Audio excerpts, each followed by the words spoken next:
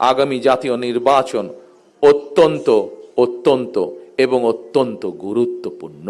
আমরা যদি একটি নিরাপদ গণতান্ত্রিক বাংলাদেশ প্রতিষ্ঠা করতে ব্যর্থ হই আগামী দিনে, তাহলে এইভাবেই আমাদেরকে শোক সমাবেশ আর শোকগাথা চলতে থাকবে। দুইভাবে আমরা গণ অভ্যুত্থানে আহতদের ক্ষতিপূরণ দেওয়ার চেষ্টা করতে পারি। এক, রাষ্ট্রীয় উদ্যোগে তাদের সর্বোচ্চ চিকিৎসা নিশ্চিত করা। দুই, সম্মানিত উপস্থিতিবৃন্দ, আগেই বলেছি আমি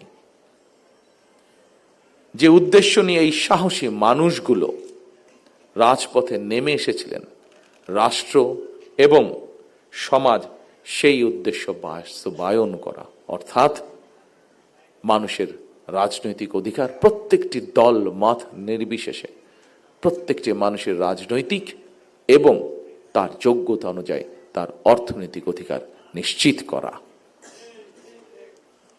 দীর্ঘ ১.৫ দশকের বেশি সময় ধরে ফ্যাসিবাদ বিরোধী ধারাবাহিক আন্দোলন এবং ২০২৪ সালে ফ্যাসিবাদ বিরোধী আন্দোলনে বীর শহীদ এবং আহত এবং হতাহতদের প্রতি রাষ্ট্রের অবশ্যই দায়িত্ব রয়েছে।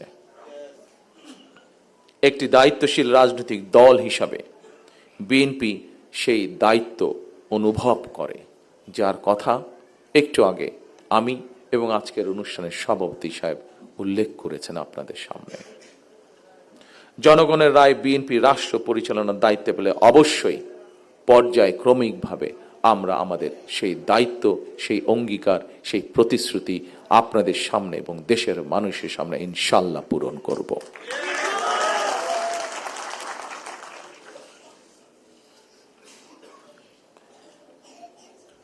উপস্থিত প্রিয় ভাই বোনেরা, ফ্যাসিবাদের রক্তচক্ষু উপেক্ষা করে গণ অভ্যুত্থানে যারা শহীদ হয়েছেন, যারা হতাহত হয়েছেন, তাদের উদ্দেশ্য কি ছিল? তাদের উদ্দেশ্য ছিল একটি স্বনির্ভর, একটি নিরাপদ, একটি গণতান্ত্রিক বাংলাদেশ গড়ে তোলা। একটি নিরাপদ গণতান্ত্রিক বাংলাদেশ প্রতিষ্ঠার জন্য আগামী জাতীয় নির্বাচন অত্যন্ত অত্যন্ত এবং অত্যন্ত গুরুত্বপূর্ণ।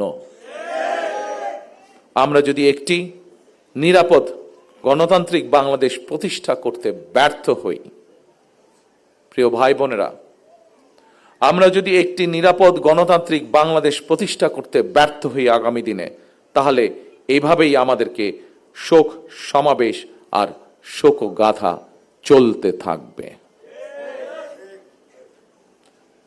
সুতরাং আর শোকগাথা বা শোক সমাবেশ নয়, বরং আসুন গণতান্ত্রিক আমি মানুষ আগামীর বাংলাদেশে গণতন্ত্রের বিজয় গাথা রচনা করবে ইনশাল্লাহ।